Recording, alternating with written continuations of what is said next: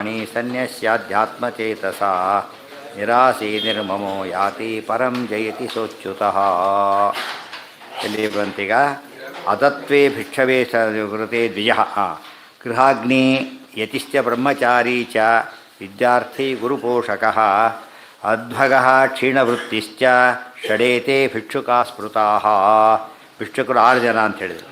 ಶ್ರಾದ್ದ ವಿಷಯೇ ಸಂಗ್ರಹೆ ಗೃಹ್ಯಾಗ್ನಿ ಶಿಶುದೇವಾನಾಂ ಯತೀನಾಂ ಬ್ರಹ್ಮಚಾರಿಣಾಂ ಶ್ರಾದ್ದಪಾಕೋ ನ ದಾತವ್ಯಃ ಯಾವತ್ ಪಿಂಡಾಶ್ಚ ಪಿಂಡಾನ್ ನ ನಿರ್ವಪೇತ್ ತಸ್ಯ ಅಪವಾದಸ್ತತ್ರೈವ ಅದತ್ವಾ ಭಿಕ್ಷವೇ ಭಿಕ್ಷಾಂ ಯಶ್ರಾದ್ದಂ ಕುರುತೆ ದ್ವಿಜಃ ತ್ರಯಸ್ತೆ ನರಕಂ ಯಾತಿ ದಾತಾ ಭೋಕ್ತಾ ತಥಾ ಪಿತಾ. ಗೃಹ್ಯಾಗ್ನಿ ಒಬ್ಬ, ಶಿಶುದೇವಾನಾಂ ಶಿಶುಗಳು ದೇವತೆಗಳು, ಯತೀನಾಂ ಯತಿಗಳು ಬ್ರಹ್ಮಚಾರಿಗಳು, ಇವರಿಗೆಲ್ಲ ಶ್ರಾದ್ದಪಾಕೋ ನ ದಾತವ್ಯ ಶ್ರಾದ್ದದ ಊಟ ಕೊಡಬೇಡಿ. ಯಾವತ್ ಪಿಂಡಾನ್ ನನಿರ್ವಪೆ ಪಿಂಡಗಳನ್ನು ಪೂರ್ತಿ ವಿಸರ್ಜನೆ ಮಾಡೋದಕ್ಕಿಂತ ಮುಂಚಿತವಾಗಿ ಕೊಡ ಹಾಗಿಲ್ಲ. ಅಲ್ಲೇನು ಹೇಳಿದರು, ವೈಷ್ಣವಕ್ಕಿಂತ ಮುಂಚಿತವಾಗಿ ಎತ್ತಿಟ್ಕೊಂಡ್ಬಿಟ್ಟು ಏನು ಮಾಡು ಅಂತ ಹೇಳಿದರು, ಕೊಡುವ ಇಲ್ಲ. ಮಾತ್ರ ಈ ಶ್ರಾದ್ದದಲ್ಲಿ ಮಾತ್ರ ಪೂರ್ತಿ ಶ್ರಾದ್ದ ಮುಗಿಯೋವರೆಗೂ ಕೂಡ ಮಧ್ಯೆ ಮಧ್ಯೆ ಕೊಡೋಕ್ಕೆ ಬರೋದಿಲ್ಲ ಅಂತ ಹೇಳಿದರು. ಅಲ್ಲಿ ಒಂದು ಮಾತು ಹೇಳಿದರು, ತಸ್ಯ ಅಪವಾದ ತತ್ರ ಇವ. ಅಪವಾದ ಅಂದ್ರೇನು? ಕನ್ನಡದಲ್ಲಿ ಅಪವಾದ ಶಬ್ದಕ್ಕೆ ಅರ್ಥ ಬೇರೆ. ಅಪವಾದ ಬಂದಿದ್ರೆ ಏನರ್ಥ? ಬಯಸ್ಕೊತಾರೆ, ಕೆಟ್ಟದು. ಇಲ್ಲ ಸಂಸ್ಕೃತದಲ್ಲಿ ಹಾಗಲ್ಲ. ಏನಿದೆ ಇಲ್ಲಿ ಮುಖ್ಯ ಅರ್ಥ? ಎಕ್ಸೆಪ್ಷನ್ ಅಂತ, ರೂಲ್ಗೆ ಎಕ್ಸೆಪ್ಷನ್. ಯತತ್ವಾ ಭಿಕ್ಷವೇ ಭಿಕ್ಷಾಂ ಯಶ್ರಾದ್ದಂ ಕುರುತೆ ದ್ವಿಜಃ ತ್ರಯಸ್ತೆ ನರಕಂ ಯಾಂತಿ ದಾತಾ ಭೋಕ್ತಾ ತಥಾ ಪಿತಾ. ಭಿಕ್ಷುಗಳಿಗೆ ಭಿಕ್ಷೆ ಹಾಕದೇನೆ ಶ್ರಾದ್ದ ಮಾಡ್ಲಿಕ್ಕೆ ಹೊರಟ್ರೆ ಆ ಬ್ರಾಹ್ಮಣ ತ್ರಯಸ್ತೆ ನರಕಂ ಯಾಂತಿ 3 ಜನಕ್ಕೆ ನರಕ ಆಗುತ್ತೆ. ಯಾರಿಗೆ? ದಾತಾ, ಆಮೇಲೆ ಭೋಕ್ತಾ ತಥಾ ಪಿತಾ. ಪಿತೃಗಳಿಗೂ ನರಕ ಆಗುತ್ತೆ. ಫಸ್ಟು ಭೋಜನ ಕೊಡ್ತಾರಲ್ಲ ಪೂರ್ವ ಅವರಿಗೂ ದೋಷ, ದಾತ ಯಜಮಾನ ಅವರಿಗೂ ದೋಷ. ಅದರಿಂದ ಮಾಡಿಕೊಡೋದು ಭಿಕ್ಷೆಗಳನ್ನು ಕಾಯಿಸ್ಕೊಡೋದು ಒಂದು ವಾಕ್ಯ ಇದೆ. ಮುಂದೆ ಮತ್ತೆ ಹೇಳ್ತಾರೆ, ಅತ್ರ ಏನ ವೈ ಕರ್ಮಣ ವಿಶ್ವೇ ದೇವಾ ಪ್ರಿಯಂತೆ ತದ್ವೈಶ್ವದೇವಂ. ಇದಂತೂ ಕರ್ಮ ಆತ್ಮಸಂಸ್ಕಾರಕಂ ಅನ್ನ ಸಂಸ್ಕಾರಕಂಚ. ಅತ್ರ ಏನ ವೈ ಕರ್ಮಣ ವಿಶ್ವೇ ದೇವಾ ಪ್ರಿಯಂತೆ ತದ್ವೈಶ್ವದೇವಂ. ವೈಶ್ವದೇವ ಶಬ್ದಕ್ಕೆ ಅರ್ಥ ಏನು? ವಿಶ್ವ ದೇವತೆಗಳು, ಎಲ್ಲ ದೇವತೆಗಳು ಕೂಡ ಯಾವುದರಿಂದ ಪ್ರೀತರಾಗ್ತಾರೋ ಅದಕ್ಕೇನಂತಾರೆ? ವೈಶ್ವದೇವ ಅಂತ ಕರೀತಾರೆ. ಇದಂತೂ ಕರ್ಮ ಆತ್ಮ ಸಂಸ್ಕಾರಕಂ ಅನ್ನ ಸಂಸ್ಕಾರಕಂಚ. ಇಂಥ ಕರ್ಮಗಳೆಲ್ಲ ಏನಿವು? ಆತ್ಮ ಸಂಸ್ಕಾರಕ್ಕೂ ಕಾರಣ, ಅನ್ನ ಸಂಸ್ಕಾರಕ್ಕೂ ಕಾರಣ.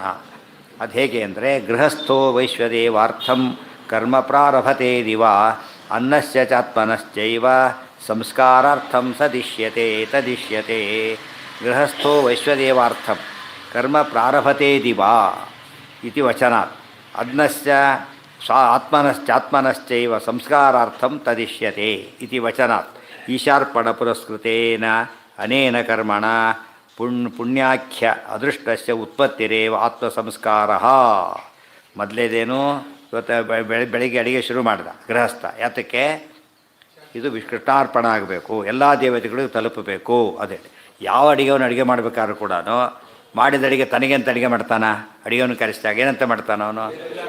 ಎಷ್ಟು ಜನಕ್ಕೆ ಅಂತ ಹೇಗೆ ಮಾಡ್ತಾನೆ. ಹಾಗೆ ಗೃಹಸ್ಥ ಮಾಡೋದು, ಮನೆಯಲ್ಲಿ ಯಾರೇ ಒಬ್ಬರೇ ಅಡುಗೆ ಮಾಡಿಕೊಳ್ಳೋ, ತೀರಾ ಒಬ್ಬನಿದ್ರೆ ಅಡುಗೆ ಮಾಡೋರು ಒಬ್ಬರಾದರೂ ಕೂಡ ಮನೆ ಸಂಕಲ್ಪ ಏನಿರುತ್ತೆ ಅವ್ರದ್ದೀಗ ಇಷ್ಟು ಜನಕ್ಕೆ ಅಡುಗೆ. ಅದೇ ರೀತಿ ಎಕ್ಸ್ಟೆಂಡ್ ಮಾಡಿಕೊಂಡ್ರೆ ಫಸ್ಟ್ ಇದು ದೇವರಿಗೆ ಅನ್ನೋ ಭಾವನೆ ಇರಬೇಕು. ಫಸ್ಟ್ ಯಾರಿಗಿದು? ದೇವರಿಗೆ. ನೆಕ್ಸ್ಟ್ ಯಾರಿಗೆ? ಉಳಿದೆಲ್ಲ ದೇವತೆಗಳಿಗೆ, ಆಮೇಲೆ ಗುರುಗಳಿಗೆ, ಆಮೇಲೆ ಇದು ಆ ಪದ್ಧತಿಯಲ್ಲಿ ಬರಬೇಕೆ ಹೊರತು ಅದು ಬಿಟ್ಟು ತನ್ನ ಹೊಟ್ಟೆಗೋಸೋಗ ಥಟ್ಟ ನುಡಿತ ಕೆಟ್ಟ ಮನೋಜರ ನನಗಷ್ಟೇ ಅಂತ ಹೇಳ್ಕೊಂಡ್ರೆ ಏನಾಗುತ್ತೆ? ಪುಣ್ಯಕ್ಕೆ ಮನೆಯಲ್ಲಿ ಅವರವರೇ ಅಡುಗೆ ಮಾಡ್ಕೋ ಅಭ್ಯಾಸ ಬಂದಿಲ್ಲ. ಇತ್ತೀಚೆಗೆ ಶುರುವಾಗಿಬಿಟ್ಟಿದೆ. ಇವರು ಬೇರೆ ಅವರು ಬೇರೆ, ಮನೆಯಲ್ಲೇ ಎರಡೆರಡು ಮಾಡ್ಕೊಂಡ್ಬಿಟ್ಟಿರ್ತಾರೆ. ಮಡಿ ಅಡುಗೆ ಬೇರೆ, ಗ್ಯಾಸ್ ಅಡುಗೆ ಬೇರೆ ಅಂತೇಳಿ ಎರಡೆರಡು ಅಡುಗೆ ಅಲ್ಲಲ್ಲೇ ಆಗಿರುತ್ತದೆ. ಇವ್ರಿಗೆ ಬೇರೆ ಅವ್ರಿಗೆ ಬೇರೆ. ಆ್ಯಕ್ಚುಲಿ ಏನು ಹೇಳ್ತಾರೆ ಅದಕ್ಕೆ? ಒಂದೇ. ಯಾಕೆ ಮಾಡಿದೆ ಅಷ್ಟು ಜನಕ್ಕೆ ಮಾಡಿದಷ್ಟು ಅದು ಸಂತೃಪ್ತಿ ಬೇರೆ ಅಡಿಷನಲ್ ಸಿಗುತ್ತೆ. ಊಟದ ಜೊತೆಗೆ ಏನು ಸಿಗುತ್ತೆ ಮಾಡಿದವರಿಗೆ? ಅಷ್ಟೇ ಮಾಡಿ ಹಾಕಿದ ತೃಪ್ತಿ ಇರುತ್ತಲ್ಲ, ಭಾರಿ ದೊಡ್ಡದು. ಅಗ್ನೇಹಿ ವೈಶ್ವದೇವಜನ್ಯ ಸಂಸ್ಕಾರ. ಅದಕ್ಕೆ ಹಿಂದಿನವರು ಯಾವುದೇ ಒಂದು ರೀತಿಯಲ್ಲಿ ಇನ್ವಾಲ್ವ್ ಆಗದೆ ಹೋದರೆ ಊಟ ಮಾಡೋಕ್ಕೆ ಇಷ್ಟಪಡ್ತಿದ್ದಿಲ್ಲ. ನಾನೇನು ರೋಲೇ ಇಲ್ಲ, ನಂದು ನಾವು ಊಟ ಮಾಡೋಕ್ಕೆ ಸಂಕೋಚ ಆಗುತ್ತೆ ಅಂತ ಹೇಳ್ತಿದ್ರು. ಈಗ ಏನಾದ್ರು ರೋಲ್ ಕೊಟ್ಟರೆ ಸಂಕೋಚ ಆಗುತ್ತೆ ಊಟಕ್ಕೆ. ನಾವು ಮಾಡ್ತೇವೆ, ಸುಮ್ಮನೆ ಹಾಕಿದ್ರೆ ಊಟ ಮಾಡ್ಕೊಂಡು ಹೋಗ್ತೀವಿ ಅಂತ. ಅದು ಏನಾದ್ರು ಒಂದು ರೋಲ್ ಇರಬೇಕು. ಇಲ್ಲ ನಮಗೇನಿದೆ ಅದರಲ್ಲಿ?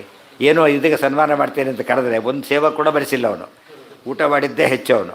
ಅವಾಗೇನು ಅವರಿಗೆ ಸಂಕೋಚ ಆಗ್ಬಿಡುತ್ತೆ. ಏನಂತೇಳಿ ಸರಿ ಏನು ಮಾಡಿದ್ದೇನೆ ಅಂತ ಹಾಕ್ತೇನೆ ಅಂತಾರಲ್ಲ ಹಾಗೆ. ಇತಿ ವಚನಾತ್ ಈಶಾರ್ಪಣ ಪುರಸ್ಕೃತೇನ ಅನೇನ ಕರ್ಮಣ ಕೃಷ್ಣಾರ್ಪಣ ಬುದ್ಧಿಯಿಂದ ಮಾಡಿರ್ತಕ್ಕಂಥ ಕರ್ಮದಿಂದ ಪುಣ್ಯಾಖ್ಯ ಅದೃಷ್ಟಸ್ಯ ಉತ್ಪತ್ತಿರೇವ ಆತ್ಮ ಸಂಸ್ಕಾರ. ಆತ್ಮ ಅಂದರೆ ತನ್ನ ಜೀವಕ್ಕಾಗೋ ಸಂಸ್ಕಾರ. ಅಷ್ಟು ಮಾಡಿದ ಪುಣ್ಯ ಉಳ್ಕೊಳ್ತಾರೆ. ಕಣ್ಣಿಗೆ ಕಾಣೋದಿಲ್ಲ ಅದು ಪುಣ್ಯ ಎಂಥದ್ದು, ಕಣ್ಣಿಗೆ ಕಾಣೋದಿಲ್ಲ. ಅದು ಅದೃಷ್ಟ. ಅದೃಷ್ಟಸ್ಯ ಉತ್ಪತ್ತಿರೇವ ಆತ್ಮ ಸಂಸ್ಕಾರ. ಅನ್ನಕ್ಕೆ ಮಾಡಿದ ಸಂಸ್ಕಾರ ಯಾವುದು? ಎಲ್ಲರಿಗೂ ಕೊಟ್ಟಿದ್ದು, ದೇವರಿಂದ ಎಲ್ಲರಿಗೂ ಅರ್ಪಣೆ ಮಾಡಿದ್ದು ಅನ್ನದ ಸಂಸ್ಕಾರ. ಅದರಿಂದ ಪುಣ್ಯ ಬಂದಿದ್ದು ಆತ್ಮ ಸಂಸ್ಕಾರ. ಗೊತ್ತಾಯ್ತಾ? ಪುಣ್ಯ ಆತ್ಮ ಸಂಸ್ಕಾರ. ಅಗ್ನೇ ವೈಶ್ವದೇವಜನ್ಯ ಸಂಸ್ಕಾರಸ್ತು ವ್ರೀಹೀನ್ ಪ್ರೋಕ್ಷತಿ ಇತ್ಯಾದೋ ಪ್ರೋಕ್ಷಣೇನ ವ್ರೀಹ್ಯಾದೋ ದೇವತಾ ಸನ್ನಿಧಾನಾಖ್ಯೋ ವಾ ವಿಷ್ಣು ಪ್ರಿಯತ್ವರೂಪೋ ವಾ ಯಥಾ ಪ್ರೋಕ್ಷಣಜನ್ಯ ಸಂಸ್ಕಾರ ತಥಾ ಇಹಾಪಿ. ಅಗ್ನೇ ವೈಶ್ವದೇವ ಸಂಸ್ಕಾರಸ್ತು. ಅಗ್ನಿಗೆ ವೈಶ್ವದೇವದಿಂದ ಹುಟ್ಟತಕ್ಕಂಥ ಸಂಸ್ಕಾರ ಯಾವುದು ಅಂದರೆ ವ್ರೀಹೀನ್ ಪ್ರೋಕ್ಷತಿ ಇತ್ಯಾದೋ ಪ್ರೋಕ್ಷಣೇನ ವಿಹ್ಯಾದೋ ದೇವತಾ ಸನ್ನಿಧಾನಾಖ್ಯೋ ವಾ. ಅಗ್ನಿಗೆ ದಯವಿಟ್ಟು ಏನು ಮಾಡೋಂಗಿಲ್ಲ, ಹೋದ ತಕ್ಷಣ ನೀವು ಹೋಮ ಮಾಡೋಂಗಿಲ್ಲ. ಏನು ಮಾಡಬೇಕು? ಫಸ್ಟ್ ಸಂಸ್ಕಾರ ಆಗಬೇಕು. ಸಂಸ್ಕಾರ ಆಗೋದು ಅಂದ್ರೇನು? ಮೊದಲು ಮಂಡಲ ಮಾಡಬೇಕು, ಆಮೇಲೆ ಸುತ್ತದಲ್ಲೂ ಕೂಡ ಅದೇ ಇದಿಷ್ಟು ಕೂಡ ಮಂತ್ರಗಳು ಹೇಳಬೇಕು, ಆಮೇಲೆ ಇನ್ನೂ ವ್ಯಾಹೃತಿ ಹೋಮ ಮಾಡಬೇಕು, ಆಮೇಲೆ ಇದನ್ನು ಹಾಕಬೇಕು. ಇದು ಸಂಸ್ಕಾರ. ಮೊದಲೇ ಮಾಡೋಂಗಿಲ್ಲ ಅದನ್ನು. ಅದೇ ರೀತಿ ಅವಾಗ ಸಂಸ್ಕೃತವಾದ ಅಗ್ನಿ ಅದು. ಸಂಸ್ಕೃತ ಅಂದ್ರೇನು? ಸಂಸ್ಕಾರ. ಚೌಲ ಸಂಸ್ಕಾರ, ಉಪನಯನ ಸಂಸ್ಕಾರ ಮಾಡಿದ್ರೇನದು ಸಂಸ್ಕೃತ. ಭಾಷೆ ಸಂಸ್ಕೃತ ಅಲ್ಲ. ಇಲ್ಲಿ ಯಾವ ಸಂಸ್ಕೃತ? ಸಂಸ್ಕಾರ ಹೊಂದಿದ್ದು ಸಂಸ್ಕೃತ. ಅರ್ಥ ಆಯ್ತಾ? ಅದನ್ನು ಮಾಡಬೇಕು. ಆಮೇಲೆ ಏನು ಮಾಡೋಕ್ಕೆ ಬರುತ್ತೆ? ಅದಕ್ಕೀಗ ಮುಂದಿನ ಪ್ರೋಸೆಸ್ ಬರುತ್ತೆ. ಈ ಟಿಕೆಟ್ ತೊಗೊಂಡು ಹತ್ತು ಅಂತಾರಲ್ಲ ಹಾಗೆ. ಬಸ್ ಬಂತು ಹತ್ತಿ ಅಂತ ಎಲ್ಲರೂ ಹತ್ತಾಗಿಲ್ಲ. ಯಾರು ಹತ್ತಬೇಕು? ಟಿಕೆಟ್ ತೊಗೊಂಡು ಅಥವಾ ತೊಗೊಂಡವರು. ಎರಡು ರೀತಿಯಲ್ಲಿ. ಆ ರೀತಿ ಸಂಸ್ಕಾರ. ವ್ರೀಹೀನ್ ಪ್ರೋಕ್ಷತಿ. ಹಾಂ ಹೌದು. ಯಾಕೆ ಯಾರಿಗೆ ಮಾಡಬೇಕು ಸಂಸ್ಕಾರ?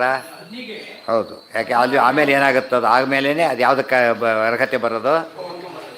ಅದು ಮೊದಲು ವೈಷ್ಣವತ್ವ ಸಂಸ್ಕಾರ ಬೇರೆ ಆಗಬೇಕು ಅದಕ್ಕೆ. ಗೊತ್ತಾಯ್ತಾ? ವೈಷ್ಣವ ಉದಾಹರಣೆ ಒಬ್ಬ ಮಗು ಹುಟ್ಟಿದೆ, ಬ್ರಾಹ್ಮಣ ಮಗು, ಇನ್ನೂ ಶುದ್ಧ ಈ ಬ್ರಾಹ್ಮಣನಲ್ಲ. ಯಾವಾಗ ಆಗುತ್ತದೋ? ಉಪನಯನ ಆದಮೇಲೆ. ಆ ಸಂಸ್ಕಾರ ಬಂದಮೇಲೆ ಮುಂದೆ ವಿವಾಹಕ್ಕೆ ಅಧಿಕಾರ ಹೇಗೆ ಬರುತ್ತೋ ಒಂದೊಂದು ಸ್ಟೆಪ್ ಅದು. ಅಷ್ಟು ಮಾಡಿದಾಗ ಮಾತ್ರ ಅದು ಪೂರ್ಣವಾದ ಸಂಸ್ಕಾರ ಆದಾಗ ಲೆಕ್ಕ. ಒಂದು ಲೋಪ ಇದ್ದರೂ ಏನಾಯ್ತು ಅಲ್ಲಿಗೆ?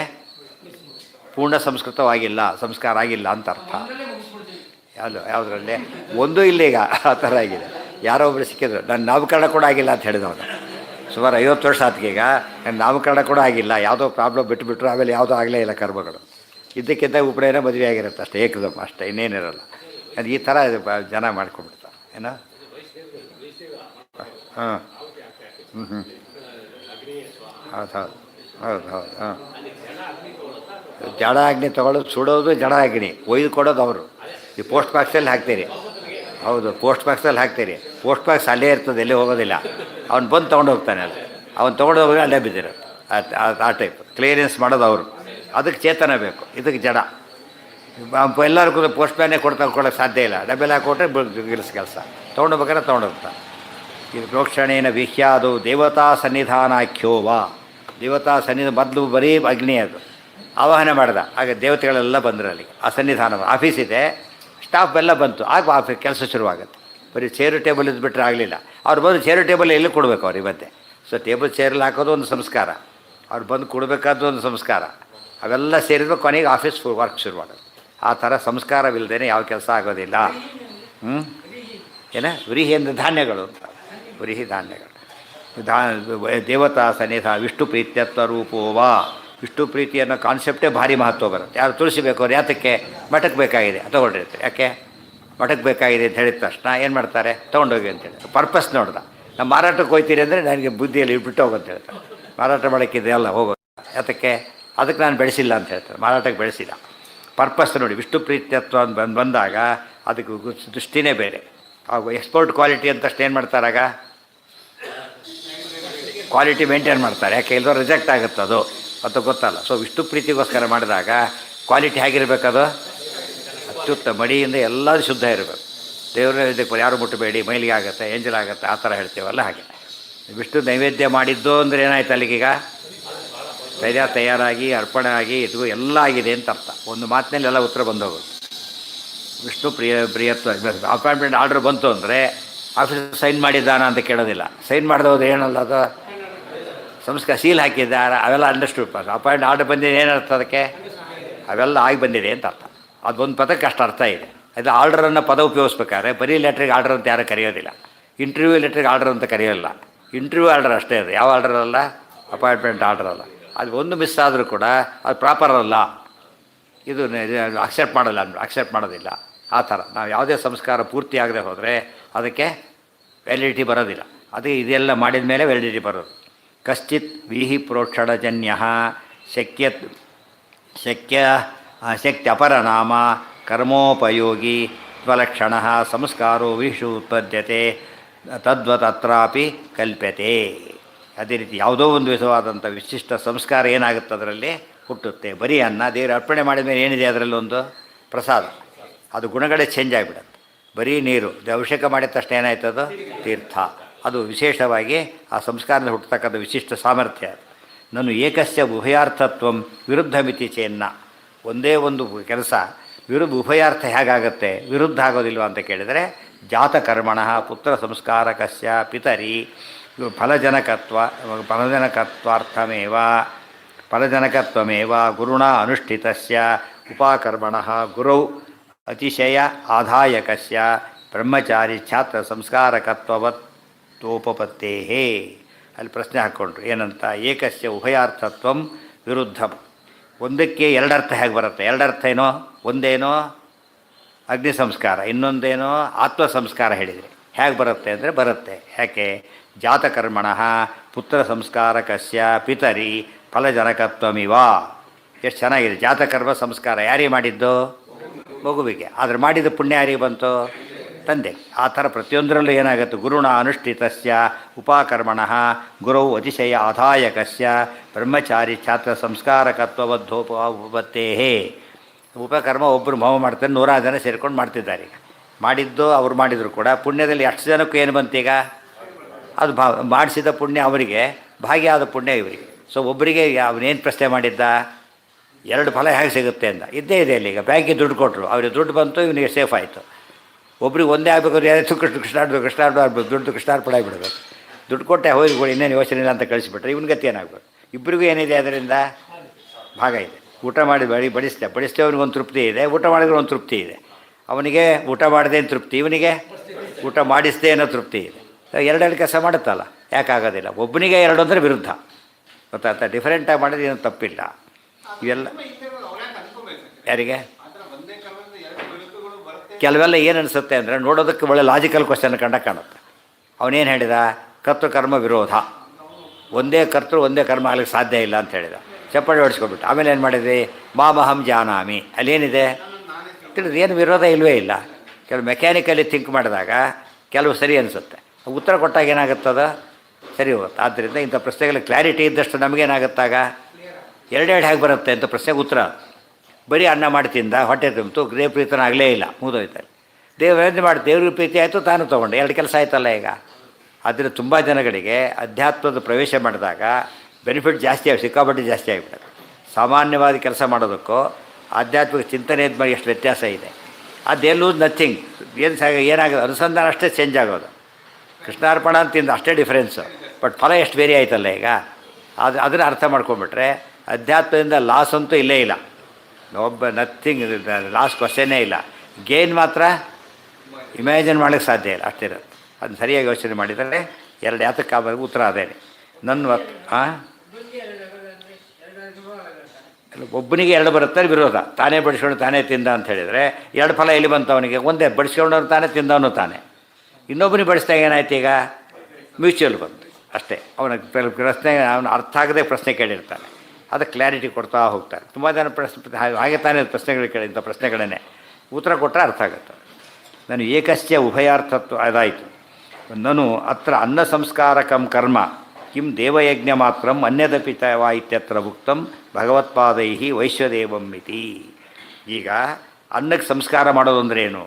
ದೇವ್ರ ನೈವೇದ್ಯ ಮಾಡಿಲ್ಲ, ವೈಷ್ಣವ ಮಾಡಿಲ್ಲ, ಬಡಿಸಿದ್ದಾರೆ, ತಿನ್ನಕ್ಕೋರೆ ಅನ್ನೋದು ಅಸಂಸ್ಕೃತವಾದ ಅನ್ನ. ಅಸಂಸ್ಕೃತವಾದ ಅನ್ನ ತಿಂದು ಕೊನೆಗೆ ಇವನೇನಾಗ್ತಾನೆ? ಇವನು ಅಸಂಸ್ಕೃತನಾಗಿಬಿಡ್ತಾನೆ ಕೊನೆಗೆ. ಆ ಸಂಸ್ಕೃತವಾದ ತಿಂದಾಗ ಇವನಿಗೆ ಏನು ಬರುತ್ತೆ? ಒಳ್ಳೆಯ ಸಂಸ್ಕಾರ ಬರುತ್ತೆ. ಅದಕ್ಕೆ ಸಂಸ್ಕಾರ ಅಂದರೆ ಏನೇನು ಹೇಳು ಅಂತ ಕೇಳ್ತಾನೆ ಪ್ರಶ್ನೆ. ಈಗ ಅತ್ರ ಅನ್ನ ಸಂಸ್ಕಾರಕಂ ಕರ್ಮ ಕಿಂ ದೇವಯಜ್ಞ ಮಾತ್ರಂ. ದೇವಯಜ್ಞ ಅಂದರೆ ವೈಶ್ವದೇವನೋ ಅದು ಇನ್ನೂ ಏನಾದ್ರು ಇದೆಯೋ ಅಂತ ಕೇಳ್ತಾನೆ. ಅನ್ಯದಪಿ ಚೈತ್ಯತ ಉಕ್ತಂ ಭಗವತ್ಪಾದೈ ವೈಶ್ವದೇವಂ ಮುಂದಿದೆ. ಬಲಿಂಚೈವ ಕುರ್ಯಾನ್ ನಿತ್ಯಂ ತದರ್ಪಣಂ. ಬರೀ ವೈಷ್ಣವ ಮಾಡಿದ ಮಾತ್ರಕ್ಕಾಗಲಿಲ್ಲ. ಒಟ್ಟು ಎಷ್ಟು ಯಜ್ಞ ಮಾಡಬೇಕು? 5. ವೈಷ್ಣವ ಏನದು ಒಂದಷ್ಟೇ. ಅದು ಸಂಸ್ಕಾರ ಅಂದರೆ ಪೂರ್ತಿ ಮಾಡಿದ ಮೇಲೆ ಏನಾಗುತ್ತೆ ಅದೀಗ? ಆಗ ಬಡಿಸಿ, ಮುಂದೆ ಬಡಿಸೋ ಪ್ರಶ್ನೆ ಇಲ್ಲ ಅದು ಆಗೋವರೆಗೂ ಕೂಡ. ಹೇಳಿಲ್ಲ, ಇನ್ನು ಡಿಸ್ಪ್ಯಾಚ್ ಎಲ್ಲ ಮಾಡಿ ಆಗಿದೆ, ಸೈನ್ ಕೂಡ ಮಾಡಿಬಿಟ್ಟಿದ್ದಾನೆ ಆಫೀಸರು, ಸೀಲ್ ಹಾಕಿದ್ದಾನೆ, ಡಿಸ್ಪ್ಯಾಚ್ ಆಗಿಲ್ಲ. ಅದು ಡಿಸ್ಪ್ಯಾಚ್ ಆಗಿಲ್ಲ ಅಂದ್ರೆ ಏನಾಯ್ತು ಅಲ್ಲಿಗೀಗ? ಒಯ್ದು ಬಿಟ್ಟಾರೆ ಹೋಯ್ತಲ್ಲಿ, ರೆಕಾರ್ಡ್ ಆಗಬೇಕಿಲ್ಲಿ. ಅದೇ ರೀತಿಯೇ ಅದಾಗಿಲ್ಲ ಅಂದರೆ ಸಂಸ್ಕಾರ ಪೂರ್ತಿ ಆಗಿಲ್ಲ. ನಂಬರ್ ಬರ್ಕೊಬಿಟ್ಟಿರ್ತಾನೆ ಅವನು, ಆರ್ಡರ್ ನಂಬರು, ಡೇಟು ಎಲ್ಲ ಫಿಕ್ಸ್ ಆಗುತ್ತೆ. ಅದು ಮುಂದೆ ಅಥಾರಿಟಿ ಅದು ಗೊತ್ತಾಯ್ತು. ಅದು ಇಲ್ಲದೆ ಹೋಗ್ಬಿಟ್ರೆ ಏನಾಯ್ತು ಅಲ್ಲಿಗೀಗ? ಫ್ರಮ್ ಇಲ್ಲ, ಟು ಇಲ್ಲ, ಅದು ನಂಬರ್ ರಿಜಿಸ್ಟ್ರಲ್ಲಿ ಎಂಟರ್ ಆಗಿಲ್ಲ ಅಂದರೆ ಡಾಕ್ಯುಮೆಂಟೇಷನ್ ಪೂರ್ತಿ ಆಗಿಲ್ಲ ಅಂತ. ಅದಕ್ಕೇನು ಕೊನೆಯವರೆಗೂ ಕೂಡ ಅತಿಥಿ ಪೂಜೆ ಆಗೋವರೆಗೂ ಕೂಡ ಏನಿಲ್ಲ, ಊಟ ಕೂಡಾಗಿಲ್ಲ. ಮತ್ತು ಕೂಡಾಗಿಲ್ಲ, ಮತ್ತು ಅಲ್ಲೇನು ಮಾಡಬೇಕೀಗ? ಗಾಯತ್ರಿ ಪ್ರೋಕ್ಷಣ, ಪ್ರಶೇಚನ ಅವೆಲ್ಲ ಮುಂದಿನ ಸಂಸ್ಕಾರ ತಾನು ಮಾಡಿಕೊಳ್ಳೋದು ಅವೆಲ್ಲ ಇಟ್ಟು ಆಮೇಲೆ ಆಪೋಷಣೆ ತಗೋಬೇಕು. ಎಷ್ಟು ಇಲ್ಲಿ ಮಾಡೋದು, ತಾನು ಮಾಡೋ ಸಂಸ್ಕಾರ ಬೇರೆ ಇದೆ. ಸಂಸ್ಕಾರ ಒಂದು ಸ್ಟೇಜ್ ಮಾಡಿ ಅವ್ರು ಹಾಕಿರ್ತಾರೆ, ಇವನೇನು ಮಾಡಬೇಕು? ಮುಂದಿನ ಸ್ಟೇಜ್ ಇವನು ಕಂಪ್ಲೀಟ್ ಮಾಡಬೇಕು. ಆನ್ಸರ್ ಪೇಪರ್ ಕೊಟ್ಬಿಡ್ತಾರೆ, ಅವ್ರ ಕೆಲಸ ಇದು ತೊಗೊಳಾಗಿಲ್ಲ, ರಿಜಿಸ್ಟರ್ ನಂಬರ್ ಇವನು ಹಾಕ್ಬೇಕು. ಈಗ ಮತ್ತು ಇವನ ಕೆಲಸ ಈಗ ಗೊತ್ತಾಯ್ತಾ? ಎಷ್ಟು ಸ್ಟೇಜಸ್ ಇದೆ ಡಿಫ್ರೆಂಟಾಗಿ. ಅಲ್ಲೇ ಹಾಕ್ಬೇಕು, ಬೇರೆ ಪುಸ್ತಕ ಹಾಕಿರಲಿಲ್ಲ, ಅಲ್ಲೇ ಅದರಲ್ಲೇ ಹಾಕ್ಬೇಕು, ಆ ಟೈಮಲ್ಲೇ ಹಾಕಬೇಕು. ಅದೆಲ್ಲ ನಿಯಮಗಳು. ಎಲ್ಲ ಮಾಡಿದಾಗ ಏನಾಗುತ್ತೆ, ಅದು ವ್ಯಾಲಿಡಿಟಿ ಬರುತ್ತೆ. ಒಂದು ಚೂರು ಬಿಟ್ಟರು ಕೂಡ ಏನಾಗೋದಿಲ್ಲ, ವ್ಯಾಲಿಡಿಟಿ ಹೋಗಿಬಿಡುತ್ತೆ. ಇವತ್ತು ಕಾನ್ಸೆಪ್ಟ್ ಇವನು ಪರಿಶೇಷಣೆ ಮಾಡಿದ್ರೆ ಇವನು ಊಟ ಮಾಡ್ತಾನೆ, ನೈವೇದ್ಯ ಮಾಡಿದ್ರೆ ಅವ್ರು ಬಡಿಸಿರ್ತಾರೆ, ಹೇಗಿರ್ಬೋದು? ಎರಡೂ ಅಸಂಸ್ಕೃತನೇ. ತಿನ್ನೋ ಕ್ರಮದಲ್ಲಿ ಇವನು ತಪ್ಪು ಮಾಡ್ತಾನೆ, ಮಾಡಿರೋ ಕ್ರಮ ಅವ್ರ ತಪ್ಪಿದೆ. ಅದು ನಿಷಿದ್ಧ ಪದಾರ್ಥ ಬೇರೆ, ಒಂದಕ್ಕಿಂತ ಒಂದು ಡೇಂಜರ್. ನಿಷಿದ್ಧ, ಪರಮ ನಿಷಿದ್ಧ. ಅದು ಮಾಡಿರೋದು ಇನ್ನೂ ಮೈಲಿಗೆಲೆ ಹತ್ತಿರ. ಅಡುಗೆ ಮಾಡಿ ಆಮೇಲೆ ಸ್ನಾನಕ್ಕೆ ಹೋದವನು ಅವನು, ಆ ಗುಂಪಿನವನು. ಆಮೇಲೆ ನೈವೇದ್ಯದ ಹೆಸರು ಕೂಡ ಇಲ್ಲ. ಅದು ಮಾಡಿದರೆ ಯಾರೋ ನಿಷಿದ್ಧ ದೇವತೆ ಬೇರೆ ಮಾಡಿಬಿಟ್ಟಿದ್ದಾರೆ. ನಿಷಿದ್ಧ ದೈವನೇ ಅಲ್ಲ, ಅದಕ್ಕೆ ಮಾಡಿಬಿಟ್ಟಿದ್ದಾರೆ. ಆದರೆ ಬಡಿಸೋದು ಎಂಜಿನ ತಾನು ರುಚಿ ನೋಡಿ ಬೇರೆ ಬಳಸ್ತಾರೆ, ಒಂದಲ್ಲ. ಇವನು ಹಾಗೆ ತಿಂತಾನೆ. ಇಂಥದ್ರ ಧರ್ಮ ಹೇಗೆ ಹೊಡಿಯುತ್ತೆ ಯೋಚನೆ ಮಾಡಿ. ಇಷ್ಟೆಲ್ಲ ಸರಿಯಾಗಿ ಮಾಡಿದರೆ ಮಾತ್ರ ಹೊಡಿಲಿಕ್ಕೆ ಸಾಧ್ಯ. ಹೋದ ಬ್ಯಾಂಕ್ ದುಡ್ಡು ಕೊಡೋ, ದುಡ್ಡು ಅಲ್ಲಿ ಇಟ್ಕೊಂಡ್ಬಿಟ್ಟು ಟೇಬಲ್ ಮೇಲೆ. ನೀವೇನು ಬ್ಯಾಂಕಿಗೆ ದುಡ್ಡು ಹಾಕಿ ಬಾ ಅಂತ ಹೇಳಿದ, ಇವನು ಹೋಗಿ ಟೇಬಲೇ ಇಟ್ಕೊಂಡ್ಬಿಟ್ಟ, ಹೋಗ್ಬಿಟ್ಟು ಏನಾಯ್ತು ಅಲ್ಲಿಗೆ? ಆಮೇಲೆ ನೋಡಿ ಎಲ್ಲೆಲ್ಲೂ ಇದಕ್ಕೆ ಇಲ್ಲ, ಅದು ಯಾವ ಸಂಸ್ಕಾರ ಇಲ್ಲ. ಹೋಗಿ ಫಿಲಪ್ ಮಾಡಿ ಅಲ್ಲಿ ಕೊಟ್ಟು ಸೀಲ್ ಹಾಕಿ ಎಷ್ಟು ಪ್ರೊಸೀಜರ್ ಇದೆ ಎಲ್ಲೇದು, ಅದು ಸಂಸ್ಕಾರ. ಅವಾಗ ಆನ್ಸರ್ ಎಂಟ್ರಿ ಆಗುತ್ತೆ, ಸಿಗುತ್ತೆ. ನೀವು ಇಲ್ಲದೆ ಹೋದರೆ ಇಟ್ಟೋಗಿದ್ದೆ ಟೇಬಲ್ ಮೇಲೆ ಅಂತ ಕೇಳಿ ಹೇಳ್ತಾರೆ. ಅದಕ್ಕೆ ಇಟ್ಟೋಗಿದ್ದೆ, ಯಾರು ತೊಗೊಂಡೋಗಿ ಆಯಿತು ಅಂತ ಹೇಳ್ತಾರೆ. ಇಟ್ಟೋಗಿ ಆಯಿತು, ತೊಗೊಂಡೋಗಿನೇ ಆಯಿತು. ಅದೇನು ಆಮೇಲೆ ಇಟ್ಟು ಬಂದು ಎಲ್ಲ ಮಾಡಿ ಇಟ್ಟು ಬಂದ, ಯಾರೋ ಒಯ್ದುಬಿಟ್ರು. ಇವನಿಗೆ ಕೊಡಲೇಬೇಕು, ಯಾಕೆ ಕಳೆದೋಯ್ತು ಅಂತ ಹೇಳಾಗಿಲ್ಲ, ಗೊತ್ತಾ? ಕೆಳದೋಗ ಯಾಕೆ ನೋಡಿ ನಾನು ನಮ್ಮ ಕೆಲಸ ಮುಗೀತು, ಕೊಟ್ಟೀಗ ನೀವು ಕೊಟ್ಟು ನಿಮ್ಮ ತಪ್ಪು ಕೊಡಬೇಕಷ್ಟೇ. ಈಗ ಎರಡು ದುಡ್ಡು ಕೊಡಬೇಕಷ್ಟಲ್ಲ, ಕೆಲಸ ಬೇರೆ ಕಳ್ಕೊತಾನೆ. ಅಂತಕ್ಕೆ ತಪ್ಪು ಮಾಡಿದ್ದಾನು. ಅದು ಬರೀ ದುಡ್ಡು ಕೊಡೋದು ಎರಡು ಕೊಟ್ಬಿಡ್ತಾರೆ, ಸಿಕ್ಕ ದುಡ್ಡು ಕೊಟ್ಟರಾಯ್ತು ಅಂತೇಳಿ. ಹಾಗಲ್ಲ, ದುಡ್ಡು ಇನ್ನೊಮ್ಮೆ ತಪ್ಪು ಮಾಡಬಾರ್ದು ಅಂತ ಓಡಿಸಿಬಿಡ್ತಾರೆ. ಅವೆಲ್ಲ ಸರಿ ಯೋಚನೆ ಮಾಡಿದರೆ ಅದೆಲ್ಲ ನಮ್ಗೆ ಹೇಗೆ ಅರ್ಥ ಆಗುತ್ತೋ, ಧನದ ವ್ಯವಹಾರದಲ್ಲಿ ಹೇಗೆ ಒಂದು ಅಕೌಂಟಬಿಲಿಟಿ ಇದೆಯೋ, ಅನ್ನದಲ್ಲೂ ಕೂಡ ಏನಿರಬೇಕು, ಅಕೌಂಟಬಿಲಿಟಿ ಇಡಬೇಕು. ಮುಂದೆಲ್ಲ ಇದೆ. ತಿಂದ ಮೇಲೆ ಯಾರಿಗೆ ಕೊಡ್ತಾರೆ? ಈಗ ದುಡ್ಡಿಟ್ಟು ಸುಮ್ಮನೆ ಕೊಡೋದಿಲ್ಲ ಅವನು. ಏನು ಮಾಡ್ತಾನೆ? ಈಗ ಬಂದ ತಕ್ಷಣ ಅದನ್ನು ಎಲ್ಲ ಎಂಟ್ರಿಗಳು ಮಾಡಿ ಅದನ್ನೆಲ್ಲ ಹಾಕಿ ಎಲ್ಲ ಹಾಕಿ ಅಪ್ಡೇಟ್ ಮಾಡಿ ಲೆಕ್ಕ ಕೊಡ್ತಾನೆ. ನಾವು ತಿಂದ ಮೇಲೆ ಒಳಗೆ ಅಕೌಂಟಿಂಗ್ ಶುರುವಾಗುತ್ತೆ. ಈಗ ಏನು ಮಾಡಬೇಕದು? ಎಲ್ಲೆಲ್ಲಿಗೆ ಹೋಗ್ಬೇಕದು? ಆ ವ್ಯವಸ್ಥೆ ನಮ್ಮ ಕೈಲಿದ್ದರೆ ಹಾಳಾಗೋಗ್ಬಿಡ್ತಿದ್ದೆ ಹೊಡಿತಾ ಇದ್ದಾರೆ. ಇವೆಲ್ಲ ವ್ಯವಸ್ಥೆ ಮಾಡ್ತಾನೆ. ಪ್ರಾಣ, ಅಪಾನ, ವ್ಯಾನ, ಉದಾನ, ಸಮಾನ ಎಲ್ಲ ಕಡೆ ಮುಟ್ತಾ ಹೋಗುತ್ತದು. ಎಲ್ಲೆಲ್ಲಿ ಬೇಕೋ ಅಲ್ಲಿ ಸಪ್ಲೈ ಮಾಡ್ತಾ ಹೋಗ್ತಾರೆ. ಸಂಮಾನನ ಕುಪಚಯ, ದೇಹಕ್ಕೆಲ್ಲ ಏನಾಗಬೇಕು? ಪುಷ್ಟಿ ಕೊಡಬೇಕು. ಆಮೇಲೆ ದೇವತೆಗಳಿಗೆಲ್ಲ ಆತ್ಮಪ್ರದರ್ಶನ ಸುಖವನೀವ ಹರಿ, ದೇವರಿಗೆ ಸಾರಭೋಕ್ತ. ಇಷ್ಟು ಪ್ರೋಸೆಸ್ ಇದೆ ಅದರೊಳಗೆ. ಇವ್ನು ಕೊಟ್ಟು ಬಂದುಬಿಡ್ತಾನೆ ಅಷ್ಟೇ. ಆನ್ಸರ್ ಕೊಟ್ಟು ಬಂದ ತಕ್ಷಣ ಪ್ರೊಸೀಜರ್ ಹಾಕಿ ಕಳಿಸೋದು, ವ್ಯಾಲ್ಯೂಯೇಷನ್ನು, ಟ್ಯಾಬ್ಯುಲೇಷನ್ನು, ದೊಡ್ಡ ಪ್ರೋಸೆಸ್ ಇದೆ. ಅದರಲ್ಲಿ ಇವನು ಪಾತ್ರ ಇಲ್ಲ. ಅದೇನು ಮಾಡಬೇಕು? ಅದಕ್ಕೆ ಇವನು ಸುಮ್ಮನೆ ಕಾಯ್ತಾ ಕೊಡೋದಷ್ಟೇ ಕೆಲಸ ಇವತ್ತು. ಆದರೆ ಅದನ್ನು ಈಗಲೇ ಮಾಡಿದ ಗಲಾಟೆ ಮಾಡಿ ಶುರು ಮಾಡಿಬಿಟ್ರೆ ಕೆಟ್ಟೋಗ್ಬಿಡುತ್ತೆ. ಆ ಕಾಲ ಒಂದಿರುತ್ತೆ, ಅಲ್ಲಿ ಕಾಯಬೇಕು ಅವನು. ಎಲ್ಲದೂ ಕೂಡ ಒಂದು ಫಲ ಕೊಡಲಿಕ್ಕೆ ಅದು ಭಾಗಗಳು. ಇಷ್ಟೆಲ್ಲ ಮಾಡಿದಾಗ ಮಾತ್ರ ನಿರೀಕ್ಷಿತವಾದ ಫಲ ಬರುತ್ತೆ. ಆದ್ದರಿಂದ ಆ ರೀತಿಯೇ ಮಾಡಬೇಕು. ವೈಶ್ವದೇವಾಹುತಿರಗ್ನೌ ಅರ್ವಾಕ್. ನಾವು ಸಾಮಾನ್ಯ ಎಲ್ಲ ಊಟ ಕರೆದಾಗ ಊಟ ಯಾಕೆ ಮಾಡ್ಕೊಂಡು ಬಂದುಬಿಡ್ತೀವಿ ಅಂದರೆ ನಮಗೇನು ಗ್ಯಾರಂಟಿ ಇದೆ? ಈಗ ಮಠ ಕಡೆಗೆ ಹೋದಾಗೆಲ್ಲ ಎಲ್ಲ ನೈವೇದ್ಯ ಆಗಿರುತ್ತೆ, ಇದಾಗಿ ಪ್ರತಿಯೊಂದು ಮಾಡಿರ್ತಾರೆ. ನಾವು ಏನನ್ನೂ ನೋಡಬೇಕು, ನಿಷಿದ್ಧನೂ ಕೂಡ ಅದು ಯೋಚನೆ ಮಾಡಬೇಕಾಗಿಲ್ಲ. ಪರ್ಫೆಕ್ಟ್. ಆ ಭಾವನೆ ಬಂದಾಗ ನಮಗೆ ಬೇರೆ ಕಡೆ ಹೋದಾಗ ಇದು ಗ್ಯಾರಂಟಿ, ಏನೂ ಮಾಡಿಲ್ಲ ಅಂಬೋದು ಅಷ್ಟೇ ಗ್ಯಾರಂಟಿ ಇರುತ್ತೆ. ಹೋಗ್ತಾರೆ ಹೋಟ್ಲಿಗೆ ಹೋದ ಕಾಲಕ್ಕೆ ಏನಿರುತ್ತೆ, ಅವನಿಗೆ ಏನೇನೇನೂ ಮಾಡಿಲ್ಲ. ಅದರಲ್ಲಿ ತಿಂದು ಬಂದರೆ ದನಗಳು ತಿಂದಂತೆಯೇ ಆಗುತ್ತೆ. ಆ ಥರ ವೈಶ್ವದೇವ ಆಹುತಿರಗ್ನೌ ಅರ್ವಾಕ್ ಬ್ರಾಹ್ಮಣ ಭೋಜನಾತ್ ಪಶ್ಚಾತ್ ಭೂತಯಜ್ಞಾದಿ ಶ್ರಾದ್ದಂ ಕೃತ್ವಾತು ತಸ್ಮೃತಂ. ವೈಶ್ವದೇವಾಹುತಿ ಅಗ್ನೌ ಅರ್ವಾಕ್.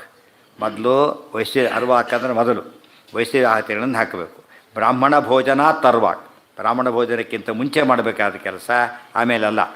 ಪಶ್ಚಾತ್ ಭೂತಯಜ್ಞಾದಿ, ಅದು ಬ್ರಾಹ್ಮಣ ಭೋಜನ ಆದಮೇಲೆ ಭೂತಯಜ್ಞ. ಇಲ್ಲಿ ಶ್ರಾದ್ದದ ವಿಷಯ ಬಂದಾಗ ಶ್ರಾದ್ದಂ ಕೃತ್ವಾ ತುತಸ್ಮೃತಂ ಇತ್ಯತ್ರ ಶ್ರಾದ್ಧೆ ದೇವಯಜ್ಞ ಮಾತ್ರಾನುಷ್ಠಾನೋತ್ತರಂ ಬ್ರಾಹ್ಮಣ ಭೋಜನಂ ತಥೋ ಭೂತಯಜ್ಞಾದಿವಿಹಿತಂ ತತಶ್ಚಕ್ರಾಕಾರೇ. ಕೆಲವೆಲ್ಲ ವಾದಕ್ಕೆ ಉತ್ತರ ಇದೆ.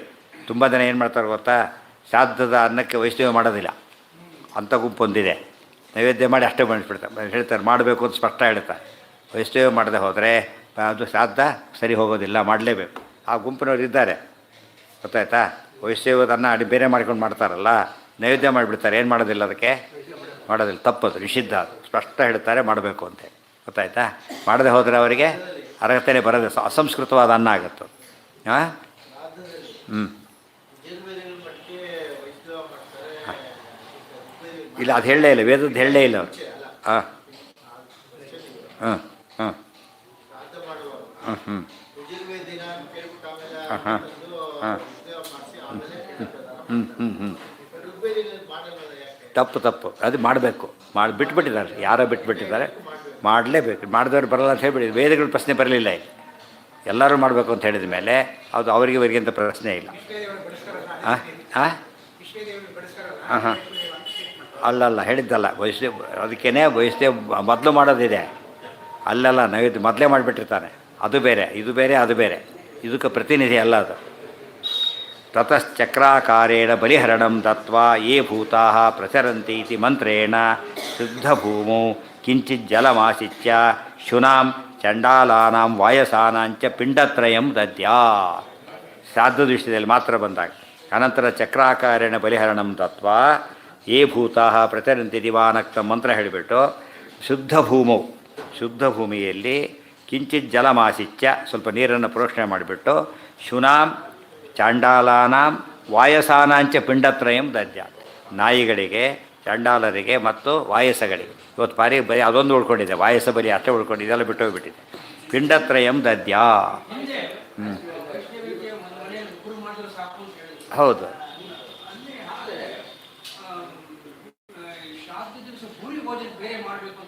ನಿಮ್ಮ ಪ್ರಶ್ನೆಯಲ್ಲೇ ಉತ್ತರ ಇದೆ. ಒಂದು ಮನೇಲಿ ಒಂದು ಮಾಡಬೇಕು ಅಂತ ಯಾರು ಹೇಳಿದ್ದಾರೆ ವೈಷ್ಣವ ನಿಮಗೆ? ಒಂದು ಮನೇಲಿ ಒಂದು ಮಾಡಬೇಕು ಅಂತ ಹೇಳಿಲ್ಲ. ಏನಂತ ಹೇಳಿದರು? ಹಾಂ, ಒಂದು ಅಡಿಗೆಗೆ ಅಂತ ಹೇಳಿದ್ದಾರೆ. ಒಂದು ಅಡಿಗೆಗೆ ಅಂತ ಹೇಳಿದಾಗ ಅದೆಲ್ಲಿ ಬಂತು ಈಗ ನಿಮಗೆ? ಒಂದು ಅಡಿಗೆಗೆ ಒಂದು ಅಂತ ಹೇಳಿದ್ಮೇಲೆ ಮನೆಗೆ ಒಂದು ಅಂತ ಆಗಲಿಲ್ಲ. ಈಗ ಪುಣ್ಯ ಫ್ಲಾಟ್ಗೆ ಒಂದು ಅಂತ ಆಗ್ಬಿಟ್ರೆ ಗತಿ ಏನು? ದೊಡ್ಡ ಅಪಾರ್ಟ್ಮೆಂಟ್ ಒಬ್ಬರು ಮಾಡಿಬಿಟ್ರೆ ಸಾಕೋದ್ರೆ ಗೋವಿಂದ. ಹಾಂ ಹಾಂ ನೀವು ಹೇಳ್ತಿರೋದು ಅಡಿಗೆ ಒಂದಾದ್ದರಿಂದ ಮನೆ 100 ಜನ ಇದ್ದರೂ ಒಬ್ಬರು ಮಾಡಿದ್ರೆ ಸಾಕು, 1000 ಜನ ಇದ್ದರೂ ಸಾಕು. ಸಮಾರಾಧನೆಯಲ್ಲಿ 10-20,000 ಜನ ಸೇರಿದ್ರು ಕೂಡ ವಯಸ್ಸೇವೋ ಒಂದೇ, ಗೊತ್ತಾಯ್ತಾ. ಅದು ಶ್ರಾದ್ದ ಅನ್ನೋದಕ್ಕೆ ಆ ಅಡಿಗೆ ಉಪಯೋಗಿಸ್ತೀರಾ, ನೀವು ಬೇರೆ ಅಡಿಗೆ ಉಪಯೋಗಿಸ್ತೀರಾ? ಮತ್ತು ಅಡಿಗೆ ಬೇರೆ ಆದಮೇಲೆ ಏನು ಮಾಡಬೇಕಾಗ? ಸಿಂಪಲ್, ಅದು ಪುತ್ರ ಅಲ್ಲೇ ಇದೆ.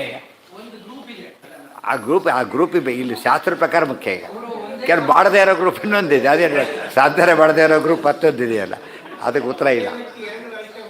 ಹಾಂ ಅದಕ್ಕೆ ಪಾಕ ಬೇರೆ ಆದರೆ ಆಯ್ತು, ಅಷ್ಟೇ. ಪಾಕ ಬೇರೆ ಆದರೆ ಆಯ್ತು, ಇವ್ರು ಮಾಡಬಾರ ಅಂತ ಏನೂ ಇಲ್ವಲ್ಲ. ಯಾಕೆ ಅಂದ್ರೆ ಕಾರಣ ಇಷ್ಟೇ, ಇವ್ರು ಶುದ್ಧಿ ಇದು ಅಷ್ಟು ಇರೋದಿಲ್ಲ ಆದ್ದರಿಂದ ಅವ್ರು ಊಟ ಮಾಡಲ್ಲ, ಗೊತ್ತಾಯ್ತು. ಅವ್ರು ಊಟ ಮಾಡೋಲ್ಲ. ಆದ್ದರಿಂದ ಇವರಿಗೆ ಆವತ್ತಿನ ದಿವಸ ಪೂರ್ಣ ಶುದ್ಧಿ. ಇವರು ಪಿತೃಯಜ್ಞ ಮಾಡಿದವರಿಗೆ ಆ ಶುದ್ಧಿ ಯಾವುದಕ್ಕೆ ಹೇಳಿದ್ನಲ್ಲ, ಅದು ನಿಮ್ಮ ಅನುಕೂಲಕ್ಕೆ ತಕ್ಕಂತೆ ಆಪತ್ಕಾಲ ಇತ್ಯಾದಿ ಮಾಡೋರು ಸಮರ್ಥರಿದ್ದ ಕಾಲಕ್ಕೆ ಮಾಡ್ತಾರೆ. ನೀವು ಯಾಕೆ ಅಷ್ಟೆಲ್ಲ ಮಾಡ್ಕೋಬೇಕೀಗ? ಸಮರ್ಥ ಇಲ್ಲ, ಆಪತ್ಕಾಲ ಅದು. ಅವಾಗ ಏನು ಬೇಕಾದ್ರೆ ನಡೆಯುತ್ತೆ, ಗೊತ್ತಾ. ಆಪತ್ಕಾಲದೊಳಗೆ ಸಮಸ್ಯೆ ಇಲ್ಲ. ಬೇರೆಯವರು ಇದ್ದ ಕಾಲಕ್ಕೆ ಅವ್ರು ಮಾಡೇ ಮಾಡ್ತಾರೆ. ಇವರೇ ಮಾಡ್ಬೇಕು ಅಂತೇನು ಹಠ ಏನಿಲ್ಲಲ್ಲ, ಅವನೇ ಮಾಡ್ಬೇಕು ಅಂತ ಏನಿಲ್ಲ. ಅಡಿಗೆಗೊಂದು ಮಾಡೋ ಯಜಮಾನ ಮಾಡೋದು ಶ್ರೇಷ್ಠ. ಉಳಿದವ್ರು ಯಾರು ಮಾಡಿದರೂ ಆಯಿತು. ಮಠಗಳಲ್ಲಿ ಯಾರು ಮಾಡ್ಕೊಂಡ್ಬಿಡ್ತಾರೆ, ಮುಗಿದೋಯ್ತು ಅಷ್ಟೇ. ಊಟ ಆಗಬೇಕು, ಅದು ಮುಖ್ಯ.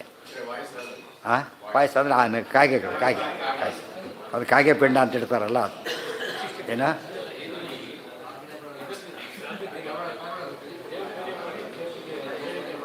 ಹಾಂ ಹೌದು ಹೌದು ಹೌದು. ಹಾಂ ನಿಮ್ಮ ಪ್ರಶ್ನೆ ಅರ್ಥ ಆಗಲಿಲ್ಲ. ಏನು ಹೇಳಿ, ಇನ್ನೊಮ್ಮೆ ಹೇಳಿ. ಹಾಂ ಹಾಂ ಹಾಂ ಹಾಂ ಹೌದು ಹಾಂ ಹಾಂ ಹಾಂ ಹಾಂ ಹಾಂ ಹಾಂ ಹಾಂ ಹಾಂ ಹಾಂ ಹಾಂ ಅಡಿಗೆ ಬೇರೆ ಆದರೆ ಮುಗಿದೋಯ್ತು, ಮಾಡಲೇಬೇಕು. ಅದೇ ಅಡಿಗೆ ಆದರೆ ಯೋಚನೆ, ಅದೇ ಅಡಿಗೆ ಆ ಒಲೆ ಮೇಲೆ ಅಡುಗೆ ಮಾಡಿದ್ರು ಆ ಅಡಿಗೆ ತಾಯಿ ಲೆಕ್ಕ. ಆ ಒಲೆ ಒಂದು ಅಡುಗೆ ಒಂದು ಮೈಲಿಗೆಯಲ್ಲಿ ಅಡುಗೆ ಮಾಡಿಬಿಟ್ಟು ಅದ್ರಲ್ಲಿ ಮತ್ತೆ ಅಡುಗೆ ಮಾಡ್ಲಿಕ್ಕೆ ಬರೋದಿಲ್ಲ. ಅಥವಾ ಒಂದು ಅಡುಗೆ ಮಾಡಿದ ಮೇಲೆ ಅದರಲ್ಲಿ ಯಾರೋ ಬೇಯಿಸಿದರೆ ಗೊತ್ತಾಯ್ತಾ, ಅದರಲ್ಲಿ ಯಾರೋ ಊಟ ಮಾಡ್ಕೊಂಡು ಹೋಗಿಬಿಟ್ಟಿದ್ರೆ ಇದು ದೇವ್ರ ನೈವೇದ್ಯಕ್ಕೆ ಬರೋಲ್ಲ. ಫಸ್ಟ್ ಸ್ನಾನನೇ ಆಗಬೇಕು. ಸೊ ಆದ್ದರಿಂದ ಶ್ರಾದ್ದದ ಅಡುಗೆನೇ ಬೇರೆ ಇರುತ್ತೆ ಇವರಿಗೆ, ಪೂರಿ ಭೋಜನದ ಅಡುಗೆನೇ ಬೇರೆ ಇರುತ್ತೆ. ಆದ್ದರಿಂದ ಚಿಕ್ಕಡಿ ಬೇರೆ ಮಾಡಿರ್ತಾರೆ, ಆದ್ದರಿಂದ ಅದಕ್ಕೆ ಸಂಬಂಧ ಬರೋದಿಲ್ಲ. ಹೌದು ಹೌದು, ನೀವು ಅದನ್ನೇ ಹಾಕಿಬಿಟ್ರೆ ಎರಡು ಪ್ರಾಬ್ಲಮ್ ಬರುತ್ತೆ ನಿಮಗೆ. ಒಂದು ಪ್ರಾಬ್ಲಮ್ಮು ಅದು ಶೇಷ ಪಿತೃ ಬಿಡಿದವ್ರು ತಿನ್ನಾಗಿಲ್ಲ. ಇನ್ನೊಂದು ಪ್ರಾಬ್ಲಮ್ಮು ಅದು ಅನ್ನ ಪಾಯಸ ಅಷ್ಟೇ ಮಾಡಿರ್ತಾರೆ, ಇವ್ರಿಗತಿ ಏನಾಗುತ್ತೆ ಗೊತ್ತಾಯ್ತಾ. ಅಷ್ಟಿಂದ ಕತೆ ಬೋದೋಗುತ್ತೆ. ಆಮೇಲೆ ಇಂಪಾಸಿಬಲ್, ಸಾಧ್ಯನೇ ಇಲ್ಲ. ಯಾರು ಊಟಕ್ಕೆ ಬರಲ್ಲ ಆಮೇಲೆ, ಒಂದಷ್ಟು ಬಂದರೆ ಜನ್ಮದಲ್ಲೇ ಮತ್ತೆ ಬರಲ್ಲ. ಅದಿಲ್ಲ ಅಲ್ಲಿಗೆ ನಾಳೆ ದಿವಸ ಅದ್ರ ಮುಂದಿನ ಭಾಗ. ಸರ್ವೇಂದ್ರಿಯ ಪ್ರೇರಕೇಣ ಶ್ರೀಪ್ರಾಣಪತಿನೇರಿತಃ ಯದವೋಚಮಹಂ ತೇನ ಪ್ರೀಯತಾಂ ಕಮಲಾಲಯಃ.